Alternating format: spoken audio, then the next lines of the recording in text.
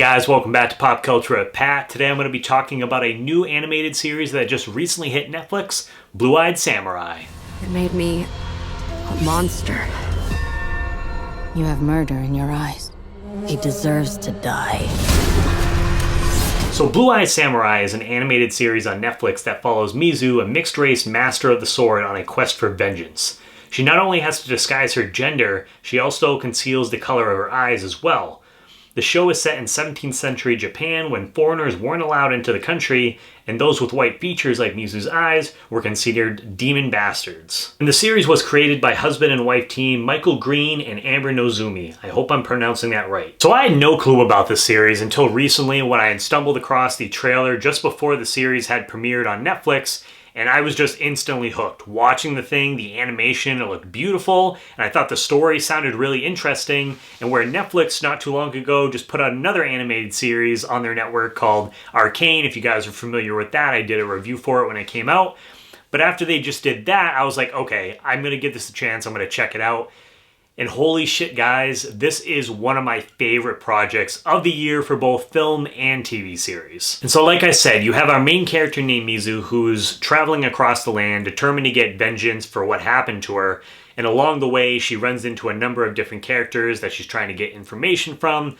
Some of them offer to try and help her, while other people are trying to kill her along the way. I love the characters in this series. Mizu kind of starts off as this mysterious person, but as each episode goes on, you start to see different layers of this character and what she's been through just to get to this point and why she does the thing that she does. And we also get a number of flashbacks, and so we get to learn a lot more about her childhood and how she kind of got to this point. And sometimes flashbacks, I feel, can feel a little lazy, but not in this situation. They give a lot of backstory to this character, and so you get to learn a little bit more about her as the series goes on, and those really help. And there are so many great characters in the show, from Ringo, who's Mizu's apprentice, to Akemi, who's a princess but wants more control of her life rather than just having others make decisions for her.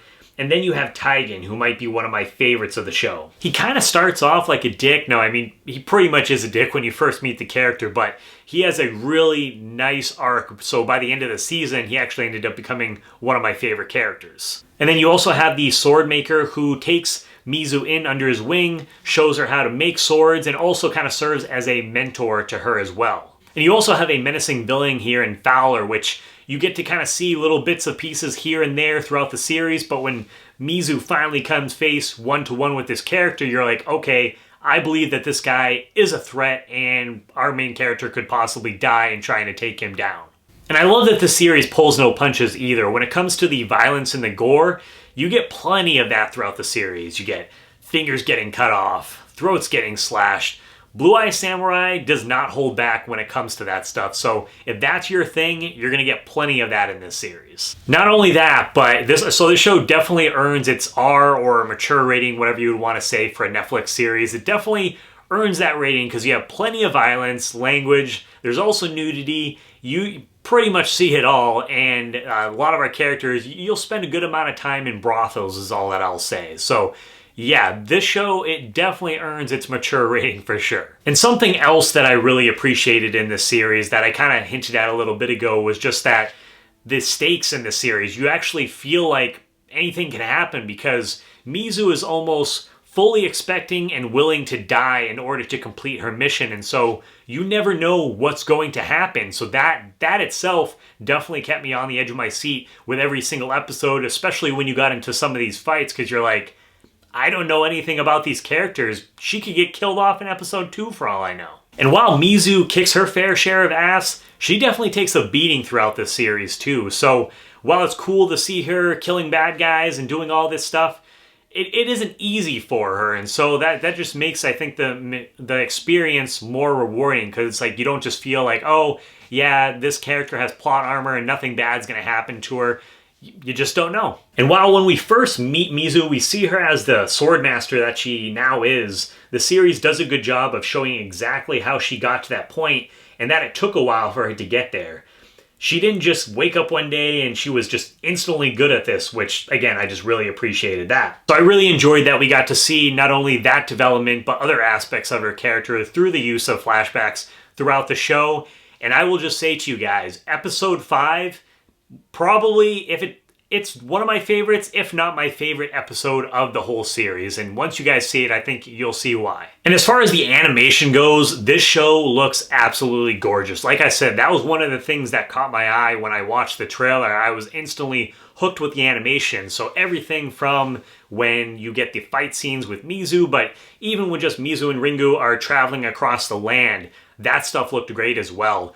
This is one of those shows that I'm a big behind the scenes type of guy, so I really hope that we get a art of book for this. I was hoping that we were going to get one for Arcane, but I haven't seen one unless they released it and I just missed it. But I really hope that they do that for this series, because I would love to see some of the behind the scenes stuff and just how some of these scenes were brought to life. So hopefully we get one of those. And overall, guys, there's really no complaints that I have with this series. I was instantly hooked from the opening scene to the finale. I really hope that we get a second season of this show that I know it has, last I looked, it was like 100% on Rotten Tomatoes, and I think it was like 95 as far as like the fans go, so it has great scores.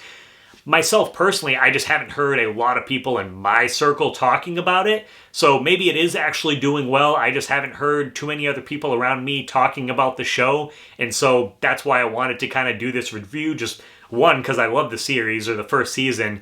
But two, I just want to make sure that other people are able to discover it as well, because maybe just some people hadn't seen the trailer or heard about it. So as you can tell, guys, I can't recommend this series enough. One of my favorite projects of the year. Honestly, so as far as a score goes, I'm going to give it a 9.5 out of 10, because I'm hesitant to always to give any project a 10 out of 10 right out of the gate.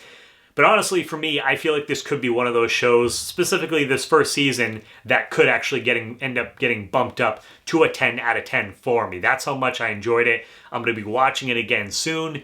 And yeah, I hope you guys check it out. If you guys have seen the show already, I definitely want to hear what your thoughts are down below in the comments. Let me know, what was your favorite episode of the series?